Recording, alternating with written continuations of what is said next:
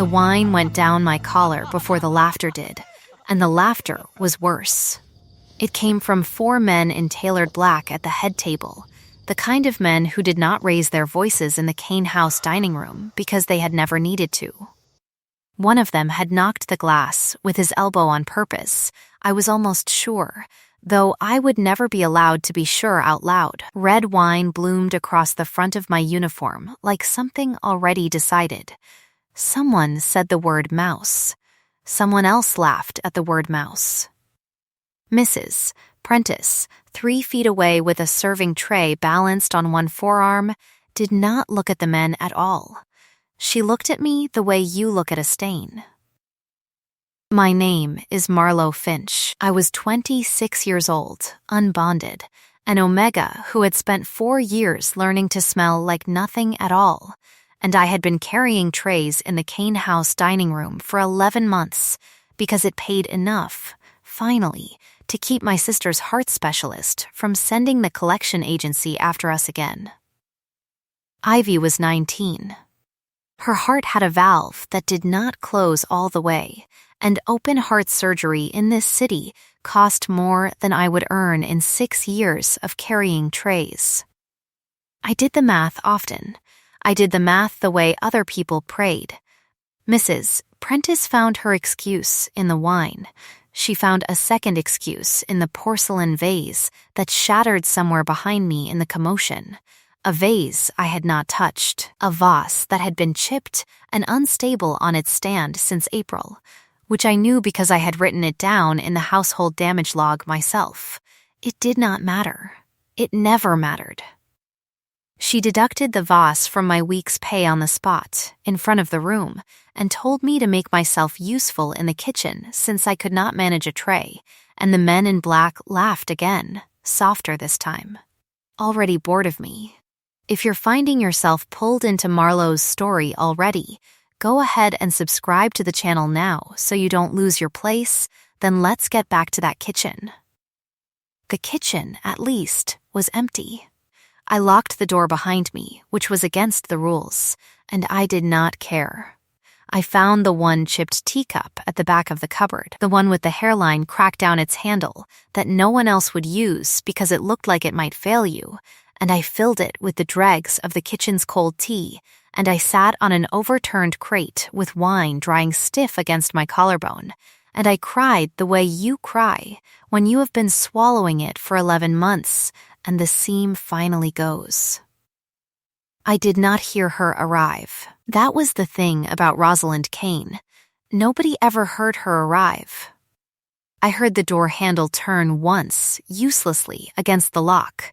I heard nothing else for 4 full seconds. I counted them, because counting things was the only thing that had ever made panic smaller, and then I heard the particular, quiet click of a master key finding a lock it owned.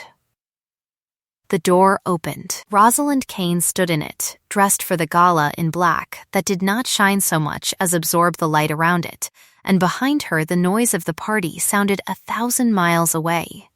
She did not ask why the door had been locked. She stepped inside, and she closed it behind her, and I heard the small, definite sound of her turning that same key from the inside, sealing the two of us into the quiet the way you seal a wound before you look at it. "Who hurt you?" she said. It was not a question. Questions climb at the end. Hers did not climb anywhere.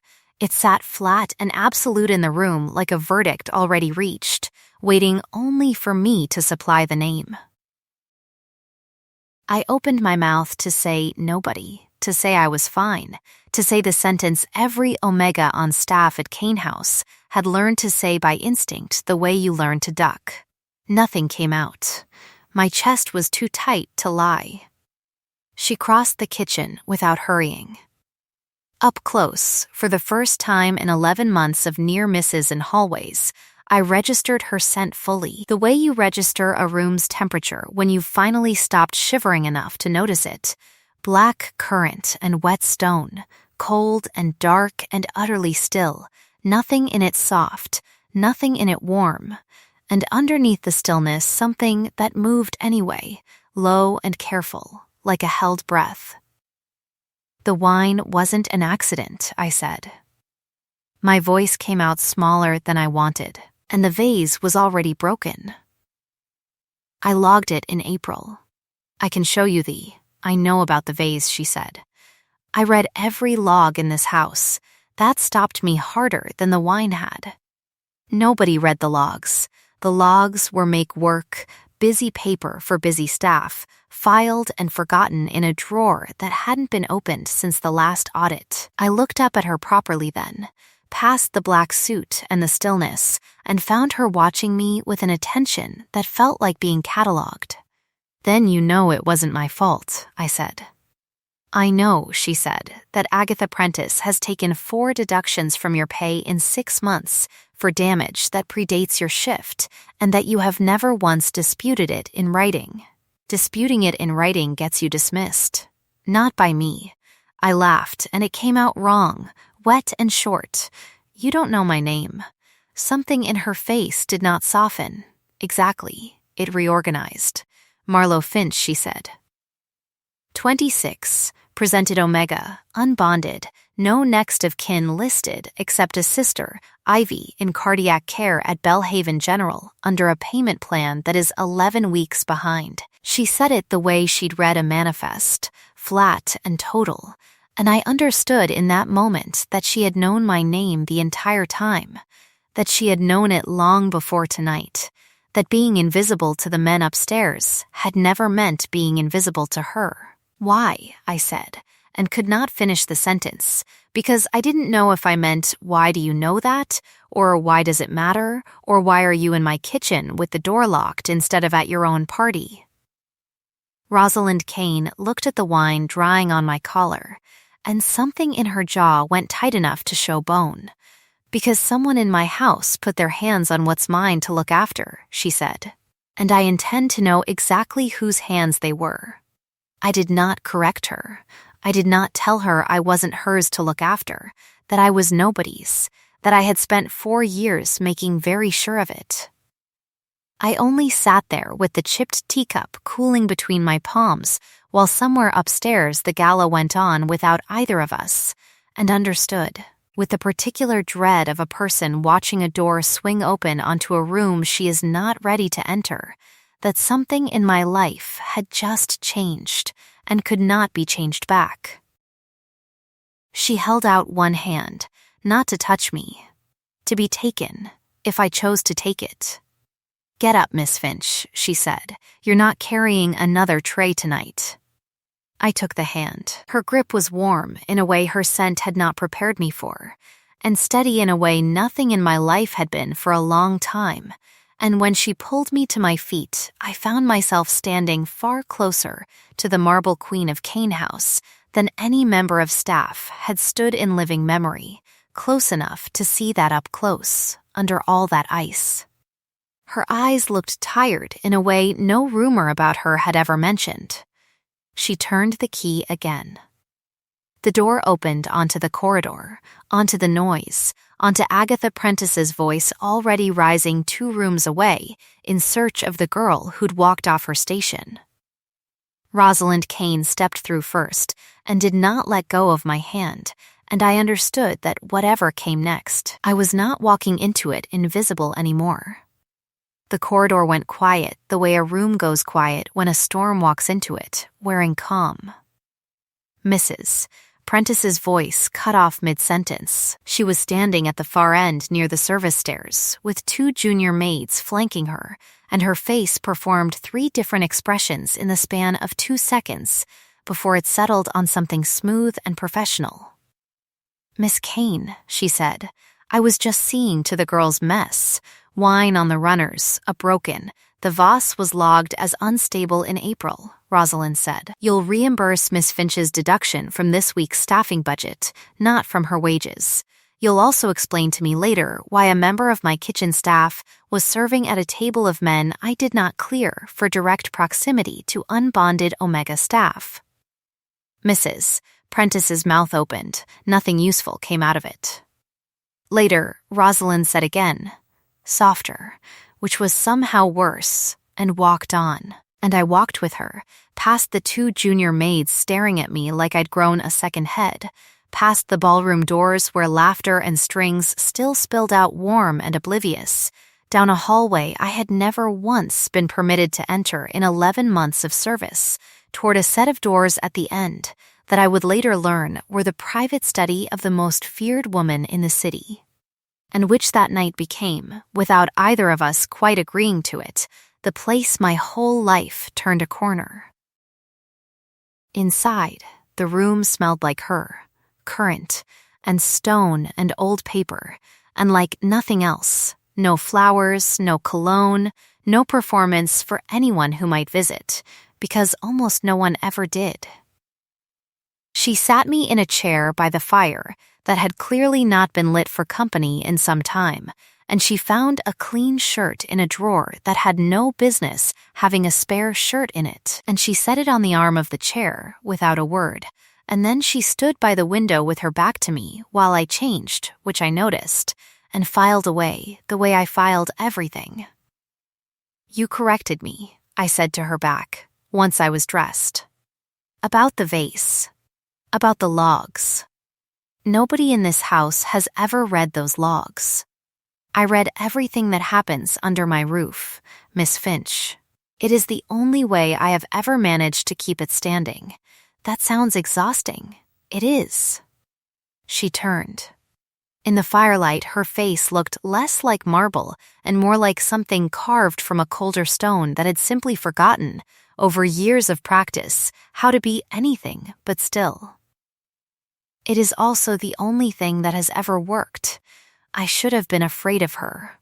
Every rumor in the house said I should be afraid of her, the woman who'd taken over the Kane organization at 22 with her mother's blood barely dry on the boardroom floor, who had buried 3 rivals' ambitions along with 3 rivals in the years since, who did not raise her voice because she had never needed to raise anything to be obeyed. Instead, I sat by her cold fire in a borrowed shirt that smelled like currant and stone, and felt for the first time in 11 months entirely safe. It should have frightened me more than the wine had. It didn't. "Get some rest, Miss Finch," she said, and something in the words sounded almost like an apology, though I would learn much later that Rosalind Kane did not apologize, only rearranged the future so the apology became unnecessary. "Tomorrow, you're not on the dinner service. What am I on?" She looked at me for a long moment, the way you look at a column of numbers before you trust the total. "We'll discuss it," she said, "when I've decided what to do with someone who logs a vase's instability in April and never once mentions it to save herself." I didn't understand the weight in that sentence yet. I would, soon enough. That night, I only knew that the Marble Queen of Cane House had locked a door to ask me who had hurt me, and that no one, not once, not in 26 years, had ever asked me that question, and meant it enough to lock the world out to hear the answer. 3 days later, the household still buzzing with theories about why the new girl had vanished from the dinner rotation, I was summoned not to the kitchen, but to the East Wing, where Rosalind Kane kept the offices that ran an empire most of the city pretended did not exist. I arrived in my one good blouse, hands scrubbed raw with nerves, and found her at a long table with 4 men in shirt sleeves and a spread of ledgers that made my stomach drop the way it always did in the presence of numbers that did not add up. One of the men was mid-argument, jabbing a finger at a column of figures. "The Belhaven shipment reconciles fine. It's just the transport markup. Everyone pads transport. It doesn't reconcile," I said. I had not been asked to speak.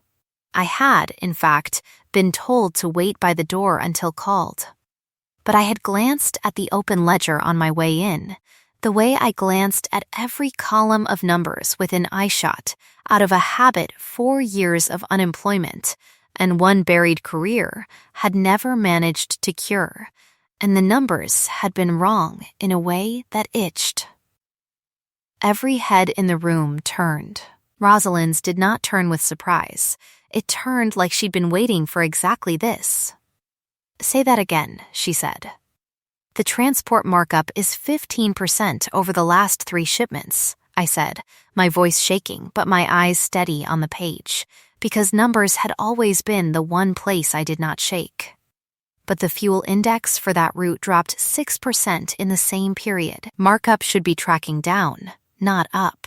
Someone's padding the difference, and it isn't fuel. Silence. The man who'd been arguing looked at me like I'd bitten him. "Who is this?" he said to Rosalind, not to me, the way men like that always addressed the room around an omega instead of the omega herself. "This," Rosalind said, "is Marlowe Finch, who spent 3 years as a forensic auditor at Calvert and Doyle before someone decided she made a convenient scapegoat for a fraud she didn't commit, and who has apparently been serving my dinner guests wine she should have been correcting my books instead." I stared at her. I had never told her about Calvert and Doyle. I had told no one at Kane House about Calvert and Doyle, about the 6-figure hole in a client account that had opened on my watch and closed on my reputation, about the partners who'd found it far easier to fire the one Omega junior auditor than admit a senior partner's hand in it. I had buried that name so deep I sometimes forgot it myself.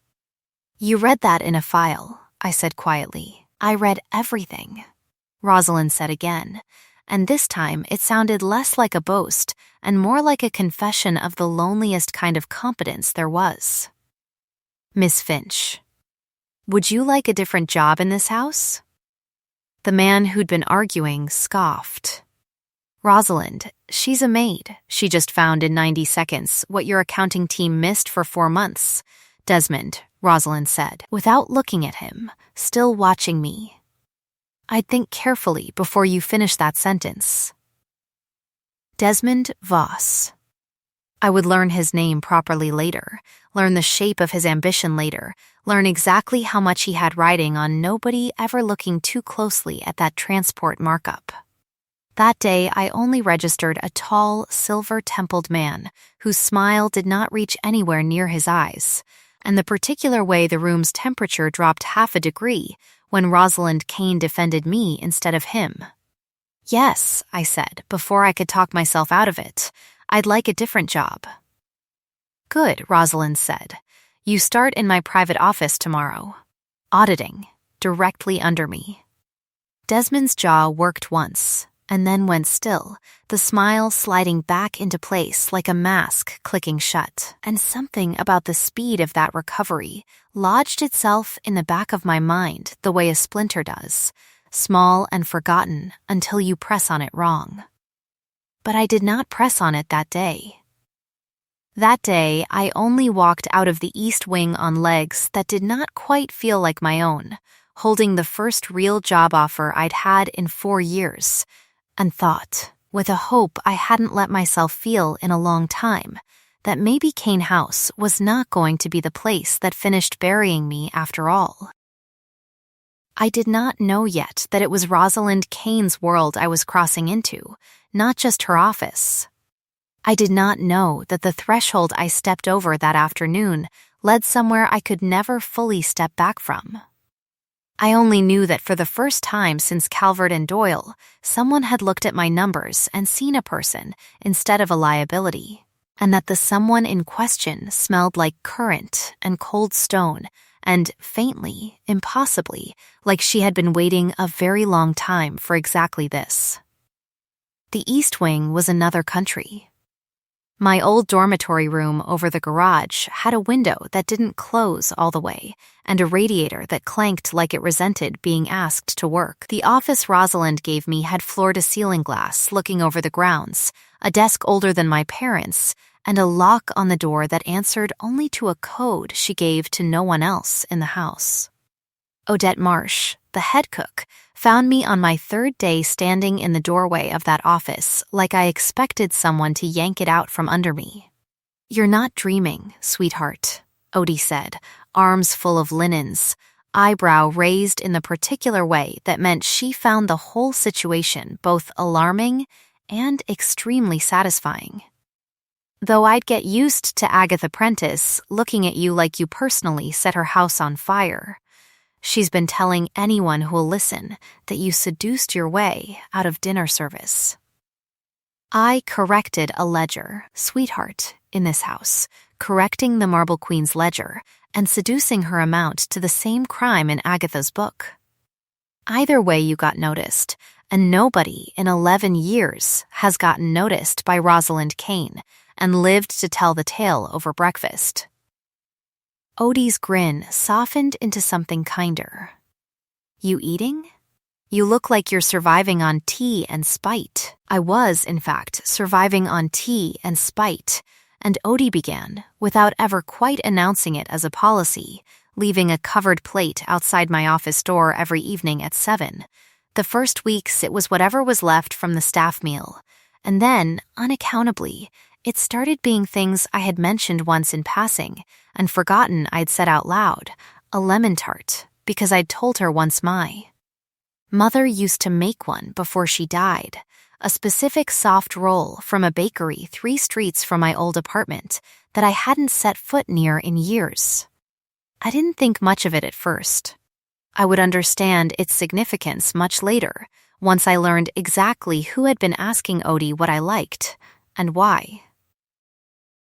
The ledgers Rosalind set in front of me told their own quiet story if you knew how to listen to numbers, and I had spent 3 years at Calvert and Doyle learning exactly that. The Kane organization ran, on its surface, like any large family business, shipping contracts, a chain of restaurants, a security consultancy that was exactly as legitimate as it sounded, and exactly as illegitimate underneath.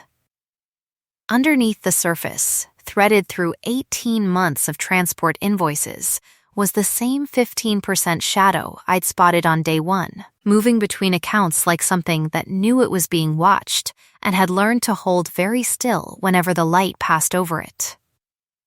You found it again, Rosalind said one evening, standing behind my chair to look over my shoulder at the screen, close enough that her scent settled over the desk like weather. Currant and stone, and underneath it now, faintly, something warmer that I would only later understand was her body's private admission that being near me changed her. It's not random, I said. Random skimming looks like noise. This looks like a signature. Whoever's doing it has done it long enough to know your audit schedule and stay just under the threshold that trips alarms. Can you find who? Given time and access to the transport contracts going back 3 years instead of 18 months, yes, she was quiet for a moment. When she spoke again, her voice had dropped into a register I hadn't heard from her yet.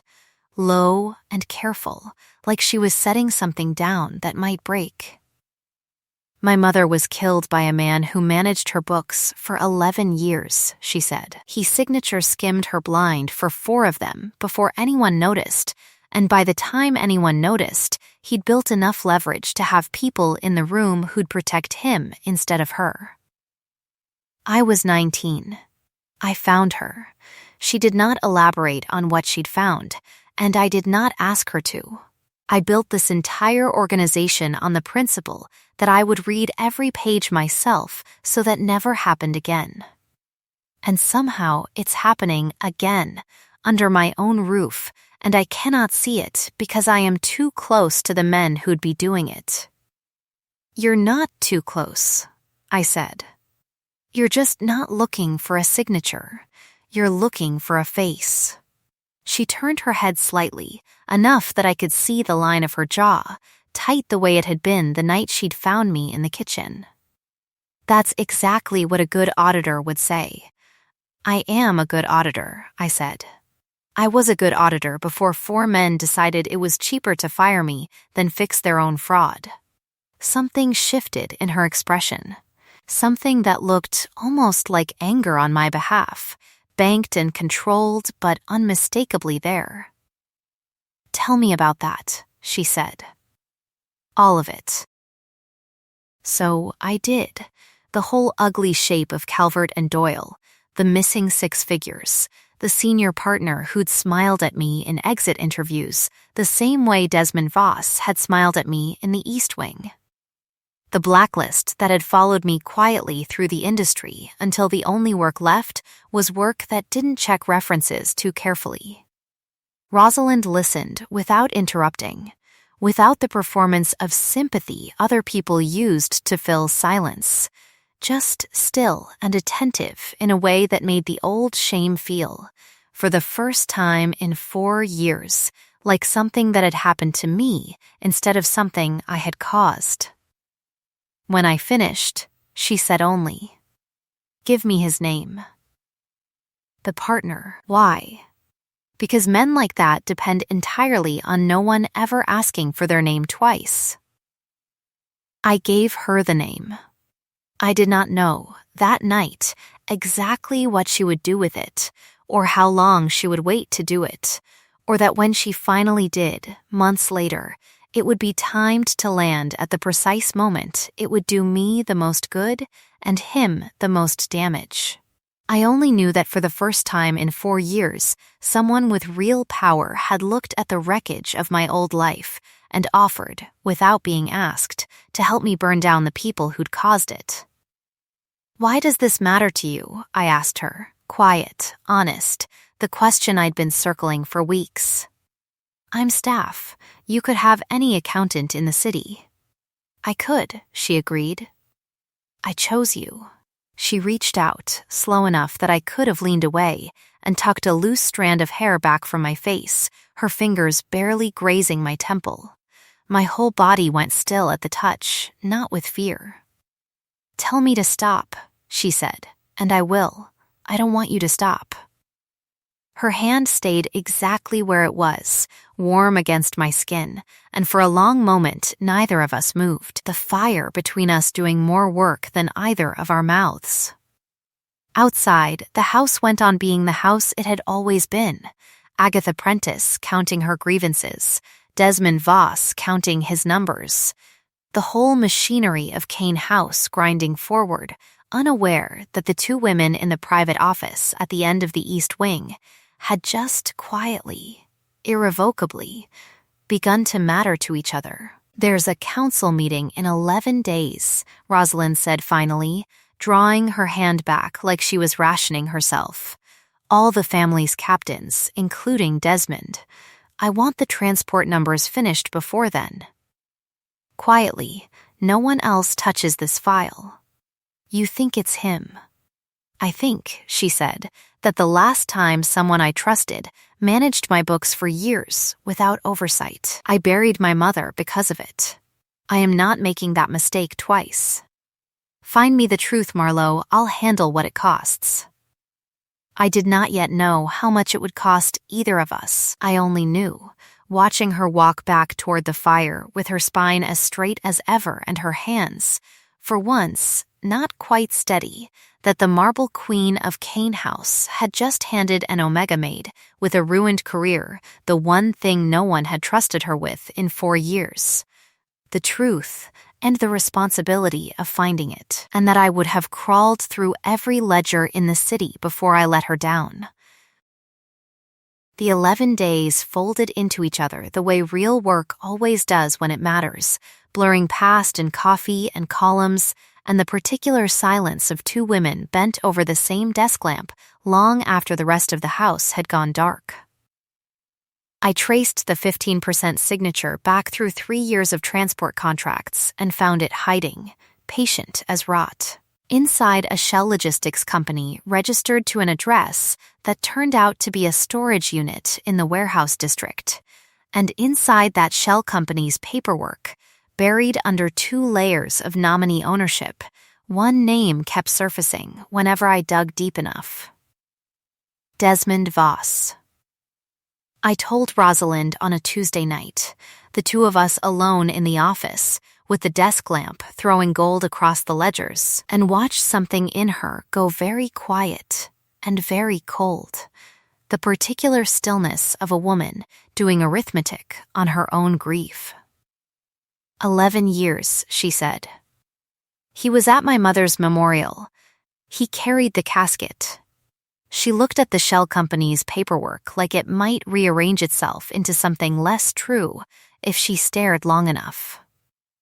How certain are you? Certain enough to bring to a room full of lawyers, not yet certain enough to bring to a room full of armed men who will kill him before he can talk. I said it gently, because I understood by then exactly what kind of justice Kane House was capable of dispensing, and exactly how badly Rosalind wanted to dispense it. Give me one more layer. If he's smart enough to hide this for 3 years, he's smart enough to have insurance. Kill him before we find the insurance, and it comes back on you. She looked at me for a long moment, something unreadable moving behind the ice. You're protecting him. I'm protecting you, I said. There's a difference. Whatever she might have said to that was interrupted by a soft knock and Callum Rook letting himself in without waiting for an answer, which told me before he spoke a word that the news was bad.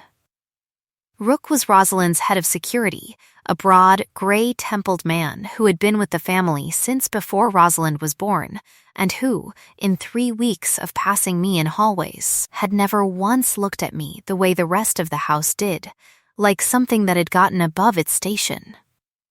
We have a problem, Rook said. Desmond's people are saying the new auditor's been seen accessing files above her clearance.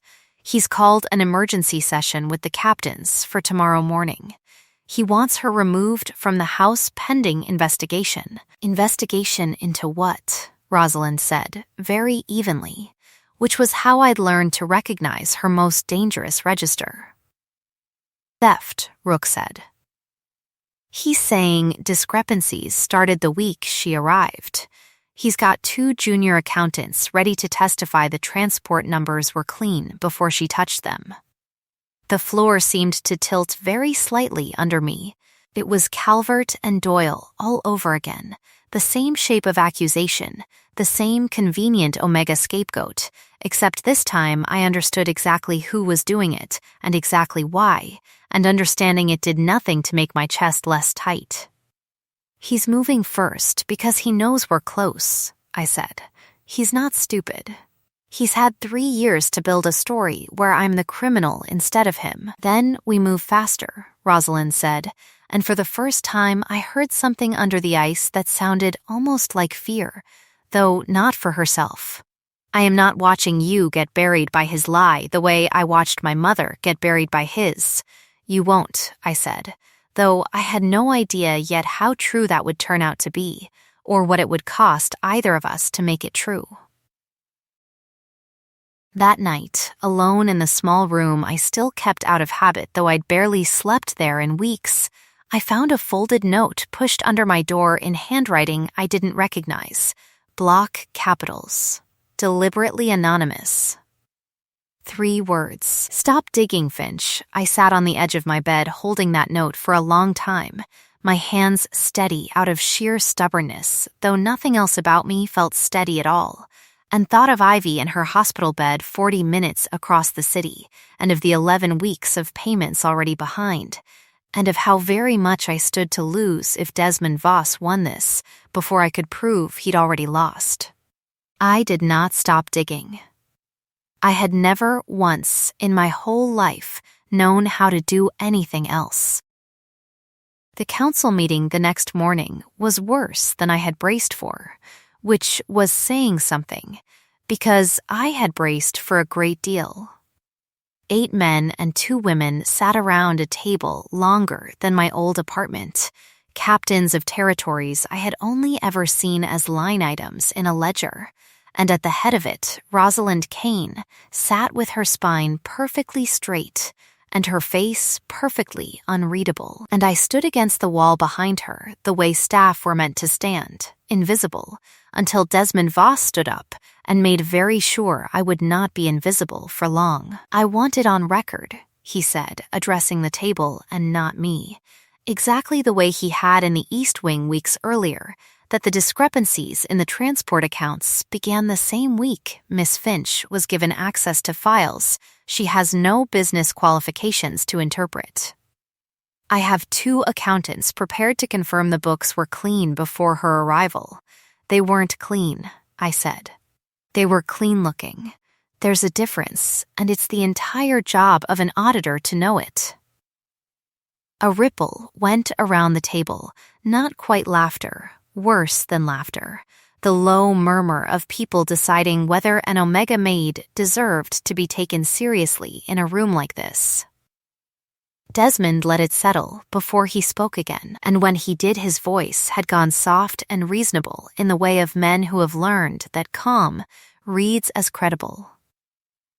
With respect, Rosalind, I understand the impulse to elevate someone you. He paused, delicately, letting the pause do the insinuation for him, admire, but sentiment has no place in an audit. If she's wrong, the organization bleeds for it. If she's lying, we've handed our books to someone with a documented history of financial fraud at her last employer. I was fired for reporting fraud I didn't commit, I said, my voice shaking with fury now instead of fear. Ask Calvert and Doyle for the real story, instead of the one they wrote to protect the partner who actually did it. Convenient, Desmond said, that you'd say the exact same thing here. Rosalind had not spoken since the meeting began. She spoke now, and the room went very still around the low, absolute flatness of her voice. The register I had come to understand meant she had already finished deciding and was only now informing the room of the verdict. Desmond, she said, how long have you managed the transport contracts? 11 years, Rosalind, you know that. And in 11 years, did you ever once flag the 15% transport markup that's been sitting in those books since before Marlowe Finch could legally serve wine at this table? Silence. I watched something flicker behind Desmond's eyes, fast and controlled, but not fast enough. I'd have to review. You wouldn't, Rosalind said. Because you built it. I have 3 years of shell company filings that trace back to a storage unit on Delacroix Street, registered under a nominee who shares your mother's maiden name, Desmond. I was going to give you the dignity of a private conversation about it. You've just spent that dignity trying to burn an innocent woman to save yourself in front of this entire table. The room did not gasp, exactly, because rooms like that had trained themselves out of gasping, but the temperature dropped all the same, every captain at that table recalculating in real time exactly how much danger they were sitting in. Desmond's composure did not crack so much as it accelerated, his hand moving toward his jacket, in a motion that Rook was already crossing the room to intercept. You have no idea what you're doing, Desmond said, and for the first time his voice lost its reasonable register entirely, going ragged at the edges. Everything this family has, I built with you. I carried your mother's casket. I have people, Rosalind. People who will not simply let this, then produce them, Rosalind said, standing now, and even seated the room had felt her presence. Standing, it felt like weather changing. Produce your insurance, Desmond, because I promise you, whatever leverage you think you're holding, it will not survive contact with what Marlowe Finch has already found. Rook had Desmond's arm before the sentence finished. Desmond did not fight the grip. He looked instead, once, directly at me, and smiled the same smile he'd worn in the East Wing weeks ago, the one that had never once reached his eyes. You should have stopped digging, Finch, he said, quiet enough that only I fully caught it. And then Rook was walking him out, and the council table erupted into the low, urgent murmur of people who had just watched 11 years of trusted leadership dissolve into confirmed betrayal in under 4 minutes. Rosalind did not sit back down. She turned to me instead, in front of every captain in the room, and the thing in her face was not triumph, it was fear, plain and unhidden for the first time since I'd met her. He said he has people, she said, low only for me. He wasn't bluffing. Marlowe, I need you somewhere he can't reach tonight. I did not yet understand how right she was to be afraid. or how close Desmond Voss's insurance would come to costing us both everything. I only knew that the room was still buzzing with the sound of a decade of lies finally collapsing, and that underneath the fear in Rosalind's eyes, there was something else too. Something that looked, unmistakably, like she could not survive losing me now that she'd found me. She moved me that night into the residence itself, into a room 3 doors from her own, over the quiet, furious objections of Agatha Prentice, who muttered something about proper arrangements and was silenced with a look that needed no words at all. I lay awake past midnight listening to the unfamiliar creak of an unfamiliar house, and somewhere around 2 in the morning I heard footsteps stop outside my door, hesitate, and move on, and I understood without needing to see her that Rosalind Kane had walked the length of the hall to check that I was breathing and had talked herself out of knocking. The storm broke 4 nights later, and it broke as storms in that world always broke, without warning, in the dark, with guns. I woke to the house's alarm system cutting through sleep like a blade, red emergency lighting washing the hallway when I stumbled out of my room, Callum Rook already moving people toward the reinforced East Wing, with the efficient calm of a man who had drilled this exact scenario 100 times and hoped never to run it. Desmond Voss, it turned out, had not been bluffing about his insurance. He had walked out of that council meeting and straight into the arms of a rival family who'd been waiting years for exactly this kind of opening. And by 2 in the morning, that family's men were coming over the Kane House perimeter wall with the specific, surgical intention of taking Rosalind Kane's organization apart from the inside, while its captain was distracted burying a traitor. Rosalind found me in the corridor with her sidearm already drawn, in a robe, hair loose for the first time I'd ever seen it, looking less like the marble queen of Kane House, and more like a woman who had woken from a nightmare into a worse one. "Stay behind me," she said, and I did not argue, because arguing was for later, and later was a luxury neither of us had at that moment. We made it as far as the East Wing stairwell before the lights failed entirely, the whole house dropping into a darkness so complete I could not see my own hand, and in that darkness I heard the specific, terrible sound of a door being forced somewhere below us, and Rosalind's hand found mine in the black and closed around it hard enough to hurt. "Marlowe," she said, low and urgent, the ice gone entirely from her voice now, nothing left in it but raw, unguarded fear. "If this goes wrong tonight, I need you to know, don't," I said. "Don't say it like it's the last thing you'll ever say to me. Say it like the first thing you'll say tomorrow." Instead, a beat of silence in the dark. And then, unbelievably, something that might almost have been a laugh, short and startled out of her. "You are the only person in this city who has ever told me what to do and been right about it. Then trust me now." We moved to the panic room off your study. Rook clears the wing. And you say whatever it was you were about to say tomorrow, in the daylight, where I can actually see your face when you say it. We ran. I will not pretend it was graceful. It was 2 women stumbling through a dark corridor with gunfire somewhere below us, and my own heart trying to climb out through my throat, but we made it. And Rosalind sealed the panic room door behind us with a code only she and Rook knew.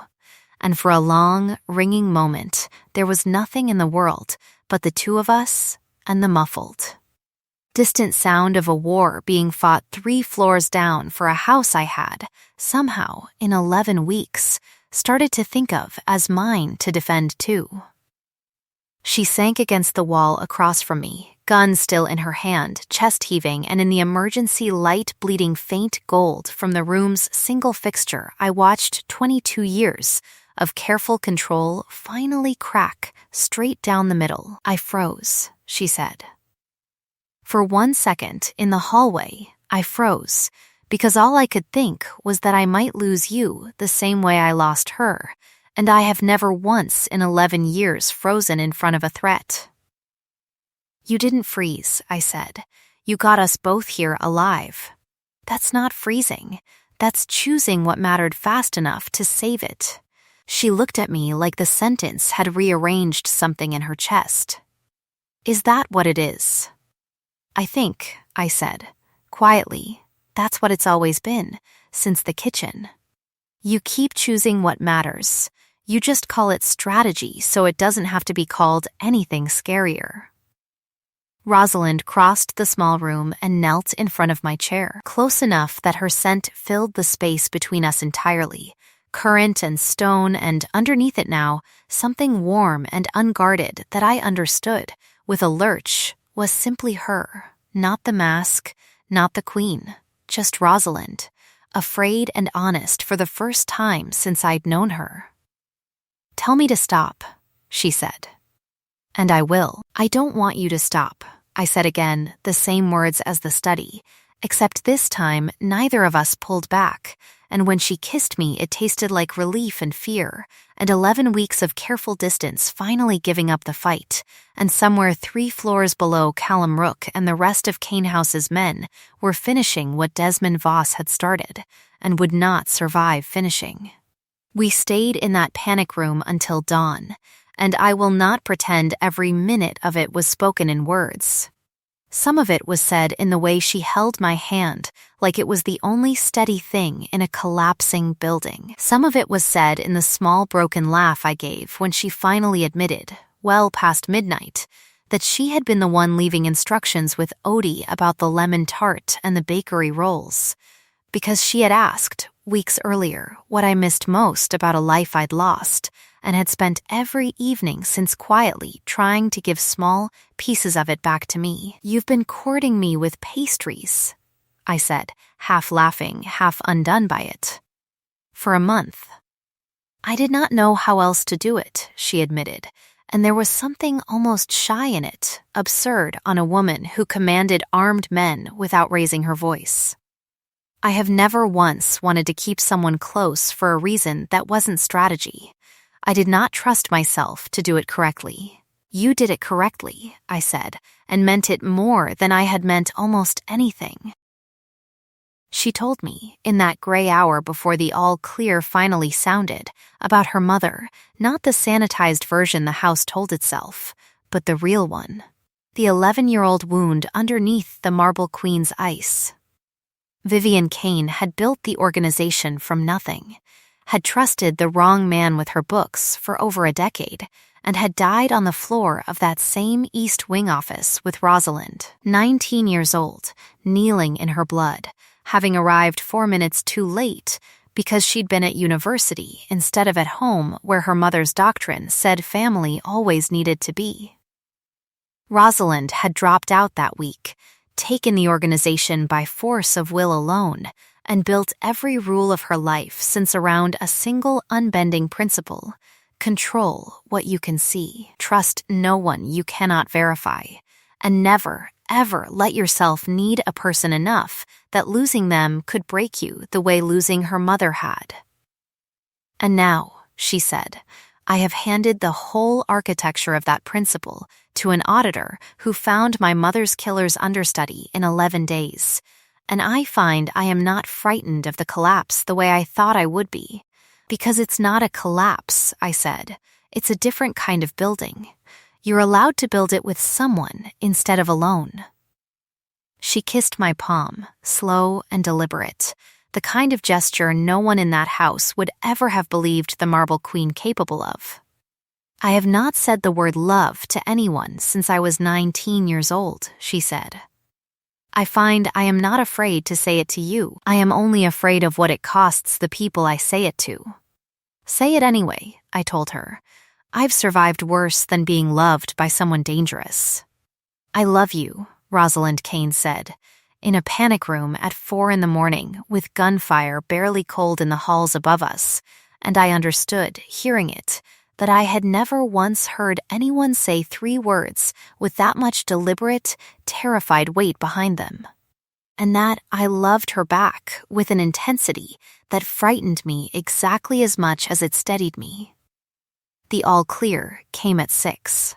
Rook's voice through the panic room's intercom, grim and controlled, perimeter secured, 3 of the rival family's men dead, 2 of Kane's own wounded, none critically, and Desmond Voss nowhere to be found. Having vanished sometime in the chaos with what Rook estimated was a significant portion of the organization's liquid transport accounts already wired somewhere untraceable. Rosalind's face, hearing that, hardened back into the Marble Queen's mask so fast it was like watching a wound close. "He's not done," she said. "Men like Desmond don't run. They regroup." She looked at me, and something in the hardening softened just for me, just for a moment. "Whatever happens next, Marlowe, you do not leave my sight." I should have listened harder to that sentence than I did. I did not yet know how badly, within the week, I would fail to follow it, or how much it would cost the both of us before this was over. The week that followed felt deceptively like peace. Kane House repaired its shattered windows and its shattered nerves. Rook doubled the perimeter watch, and Rosalind and I moved through the daylight hours with the particular tenderness of 2 people who had said the unspeakable thing out loud and did not yet know how to be casual about it. She began taking her morning coffee in my office instead of her own, an excuse thin enough that even Agatha Prentice's sharpest glare could not disguise what it actually was. Odie stopped pretending the extra pastries were coincidence and started openly grinning every time she caught us together. Even Callum Rook, gruff as a closed door, softened enough one evening to tell me, apropos of nothing, that in 15 years of guarding Rosalind Kane he had never once seen her wait for anyone the way she waited. Now, for me. It was Ivy who broke the peace, though not through any fault of her own. The call came on a Thursday, Belhaven General's number lighting up my phone at an hour that meant nothing good, and the voice on the other end was not my sister's cardiologist, but a nurse I didn't recognize, her tone carefully, professionally calm, in the way that told you the calm was a kindness extended over something urgent. Ivy had been discharged early that afternoon into the care of a private transport service, paperwork signed, insurance updated, a driver already en route to pick her up, except no one at Kane House had arranged any such thing, and when I called the transport company's listed number, it rang into a disconnected line. I found Rosalind in the East Wing within 90 seconds, my hands shaking too hard to hold my own phone steady. "Someone's taken Ivy," I said. "Someone forged discharge paperwork. She's not answering. The transport company doesn't exist. Rosalind, someone has my sister." Rosalind's face went through exactly one visible emotion, a flash of the same rage I'd seen the night she confronted Desmond at the council table, before it locked down into something colder and more useful. "Desmond," she said, already moving, already barking orders down the hall for Rook. "He knows the one thing that would make you stop digging into whatever he's rebuilding.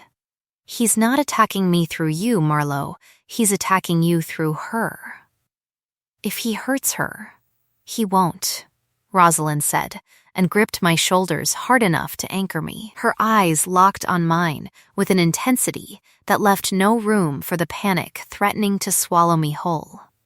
"Because we are going to find her before he can, and then I am going to make sure Desmond Voss never again has the freedom to touch anything either of us loves." Within the hour, Rook had traced the forged transport request to a burner account routed through the same shell company Desmond had used to launder the transport markup for 3 years. Sloppy, for a man who had built such a careful fraud, but desperation made even careful men sloppy, and I understood, cold and clear-eyed despite the terror clawing at my ribs, that this was exactly the mistake I needed him to make. He's holding her somewhere close, I said, forcing my professional mind up over the panic, like a diver forcing herself toward the surface. He wired money out through Delacroix Street. If he's rebuilding leverage instead of running, he needs to be near enough to negotiate in person. The storage facility. He'd never risk something this valuable anywhere he doesn't personally control. Rosalind looked at me for one long moment, something fierce and proud, breaking through the fear on her face even in the middle of the worst night of my life. "There she is," she said. "Quiet. There's my auditor." We moved within the hour.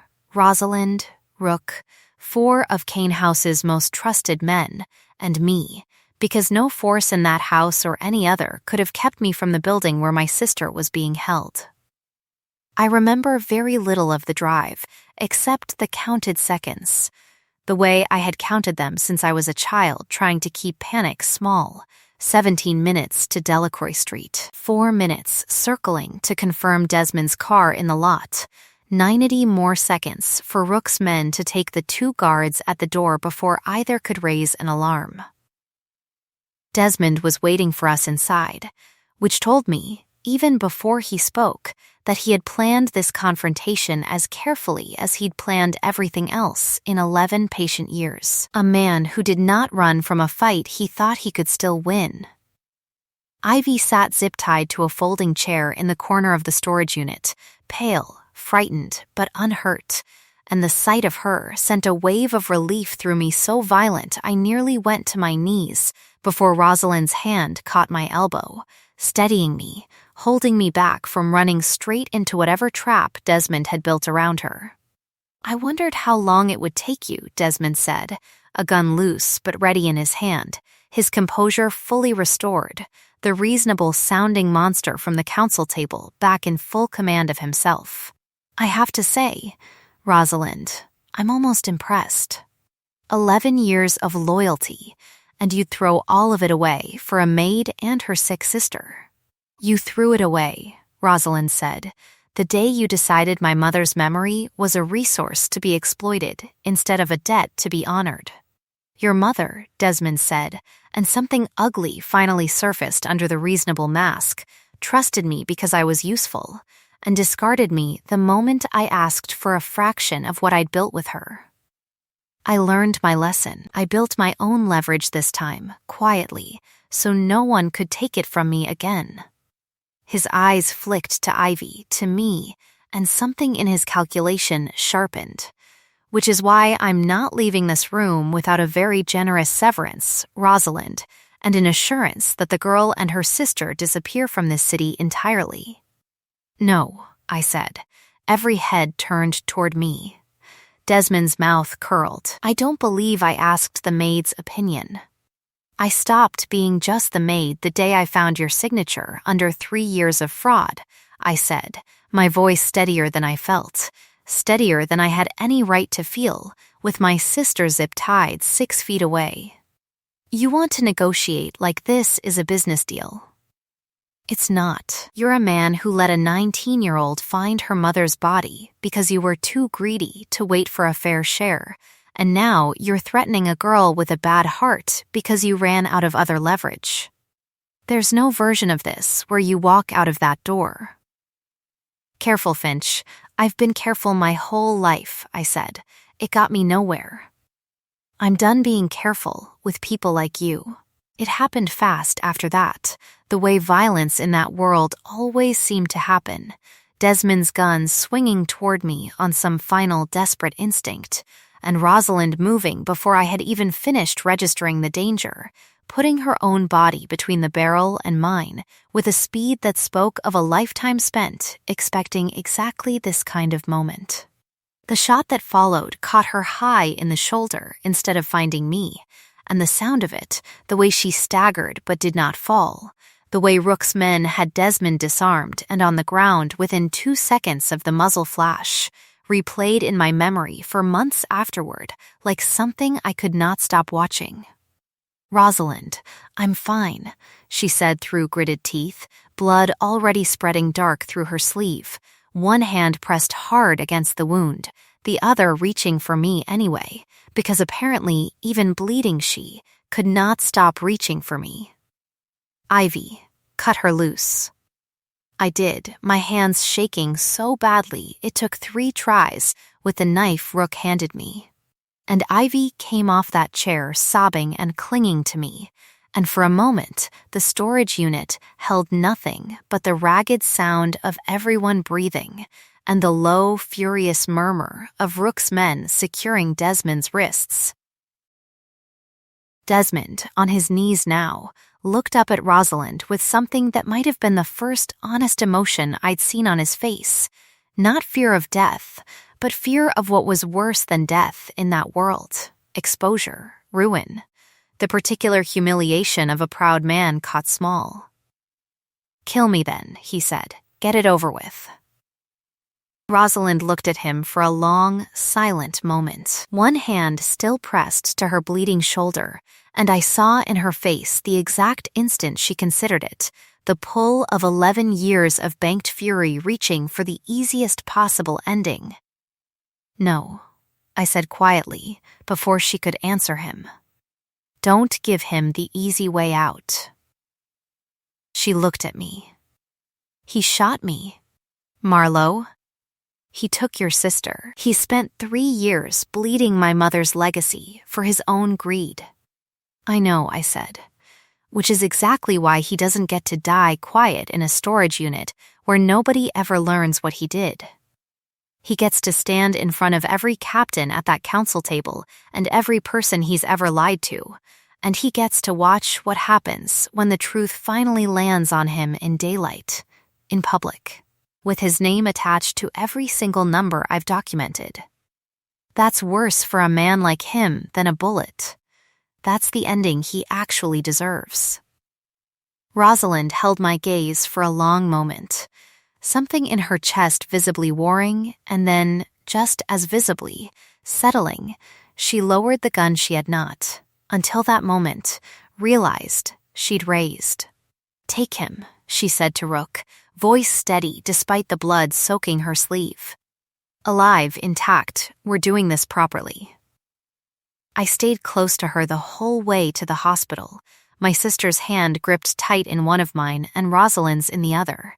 And somewhere in that ambulance, with sirens washing red and white across her too pale face, Rosalind Kane looked at me and said, quiet enough that only I could hear it over the engine noise, "You stopped me from becoming the thing I was always afraid of becoming."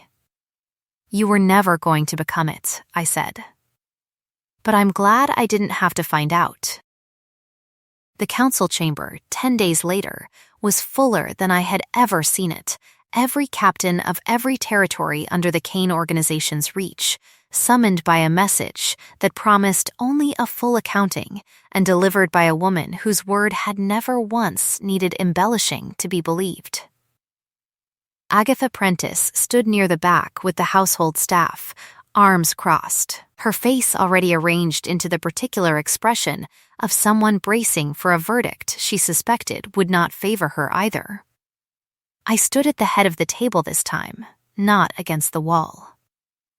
Rosalind had insisted on that, her shoulder still bandaged under her suit, her hand finding mine once beneath the table before the proceedings began, a small private anchor before the largest public moment of my life. I laid it out the way I'd have laid it out at Calvert and Doyle, if Calvert and Doyle had ever once let an Omega Junior auditor present findings instead of burying them. The shell company, the 15% signature stretched across 3 years, the nominee registration under Desmond's mother's maiden name.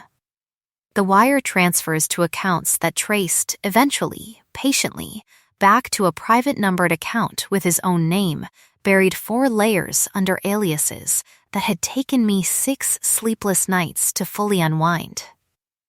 I played the recording Rook's men had pulled from the storage facility's own security system, Desmond's voice, clear and damning, threatening a hostage and confessing, in his fury, to 11 years of theft in language no lawyer could soften.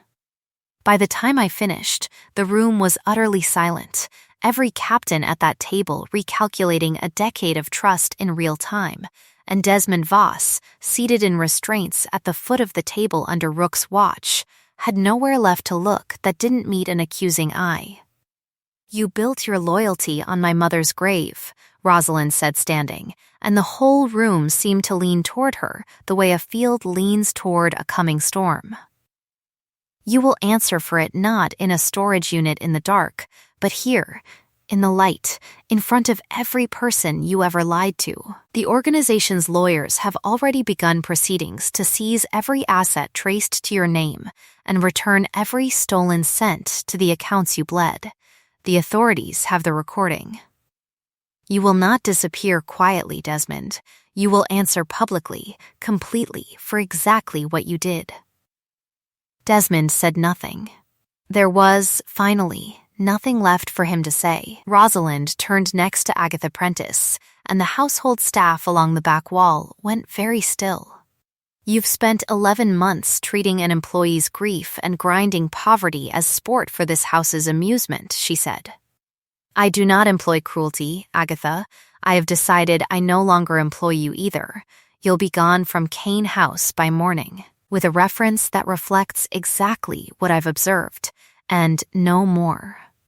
Agatha Prentice's face went through the same 3 failed expressions I'd watched in the corridor 11 weeks earlier, and settled, this time, on something that looked almost like shame. When it was over, when Desmond had been led away in restraints to await a reckoning far more thorough than any bullet, when Agatha had gone pale and silent from the room, when the captains had filed out murmuring in the low, urgent tones of an organization recalibrating around a truth finally brought into daylight, Rosalind turned to me in front of the emptying chamber and did not wait for privacy. This time. "I told you, the night we met, that I intended to know exactly whose hands had hurt you," she said. "I did not know then that I would spend the rest of my life making sure no hand ever hurt you again. But I know it now, Marlowe Finch, in front of everyone who has ever doubted either of us. I love you. I have loved you since before I understood what the word cost, and I am done being careful about who knows it. Say it like it's the first thing," I said, echoing the words from the panic room, my throat tight, not the last. "Every morning," she said, "for the rest of my life, if you'll let me." I kissed her in front of the last of the departing captains, in front of Rook's small approving nod, in front of the whole recalibrated architecture of a world that had, 11 weeks earlier, considered me invisible enough to blame for a broken vase. Her hand found the back of my neck, careful of the bruises still healing along my collarbone from a night that felt a lifetime ago, and when she finally drew back, her scent had changed the way I'd learned it did in her most unguarded moments, currant and stone gone warm and open, flooding the space between us like something finally allowed to bloom. "Marry me," she said, quiet, only for me, though half the remaining room clearly heard it anyway. "Not tonight. Not even this year, if you need longer, but eventually. Completely. I want the bond, Marlowe, when you're ready for it, and not one moment before." "Ask me properly," I said, laughing through the tears I hadn't noticed starting, with a ring and a knee and none of this council chamber audience. "Is that a yes to the eventually?" "That's a yes to all of it," I said. "Eventually, and completely, and with your knee on the floor exactly like I asked." 6 weeks later, Rosalind kept that promise in the kitchen, where it had all begun. Not the East Wing, not the ballroom, but the same small service kitchen, where she had once locked a door to ask who had hurt me, now scrubbed clean of wine and shattered porcelain, warm with the smell of Odie's bread rising in the next room. She knelt on the same tile where I had once cried into a chipped teacup, and produced a small velvet box, and asked me properly, with none of the flat, absolute command of her usual voice, and all of the raw, uncertain hope of a woman who had never once in her adult life asked for something she was not entirely sure she deserved. "Yes," I said, before she'd even finished the question, and she laughed, a real laugh, startled and bright, the kind I'd learned over months was rarer and more precious than any declaration. The bonding ceremony, when it came 4 months after that, was small and fierce and entirely ours. Ivy, fully recovered from a surgery Rosalind had quietly funded to completion the week after the storage unit, stood as my witness in a blue dress that made her look, for the first time in years, like a girl with an entire healthy future ahead of her instead of a countdown. Odie cried through the whole thing and pretended it was onion smoke from the kitchen. Rook stood at Rosalind's shoulder and told anyone who'd listen, afterward, that in 15 years he had never once seen the marble queen of Cane House smile the way she smiled the moment I said the bonding words back to her. Before the bite that would seal it, in front of everyone, Rosalind took my face in both hands. "Steady this time, sure, tell me to stop," she said, one final time, the ritual we had built between us from the very first night, and I will. "Don't stop," I said. "Not now. Not ever." The bond settled between us like something that had always belonged there, waiting only for both of us to be brave enough to claim it. And in the weeks that followed, I felt her feelings the way you feel weather change. Her pride when I balanced Cane House's books clean for the first time in a decade. Her tenderness on the mornings she thought I was still asleep. Her fierce, unshakable relief every single time I walked back through the door of a house that had once tried to erase me and now could not imagine itself without me. A year on, we took the sea trip I had once mentioned to her in passing, half a lifetime ago it seemed. Admitting I had grown up landlocked and never once seen open water, she'd remembered it the way she remembered everything, and we stood together on a quiet shoreline that had nothing to do with ledgers or councils or any of the machinery of the empire she still, capably, ran, her hand in mine. Salt wind moving warm current and cold stone, and something entirely new between us. On the windowsill of the home we finally built together, past the reach of Cane House's old politics, sat the same chipped teacup from that first terrible night, its hairline crack now mended with a thin, deliberate seam of gold, because Rosalind had found a craftsman who worked that way, and had told me, handing it back, that some things were not meant to be replaced, only made whole again in a way that let the break show. Morning light caught the gold seam every day at the same hour, and every day I thought of the girl crying alone behind a locked door, certain she was invisible, certain no one would ever come looking, and every day I was proven wrong, all over again. Being unseen had once felt like the truest thing about me. It was never the truth. It was only what happened before someone finally troubled themselves to look, and once Rosalind Kane looked, she never once looked away again. Some doors get locked to keep the world out long enough for someone to finally ask the only question that matters, and some answers, once spoken, rebuild an entire life around them. The end.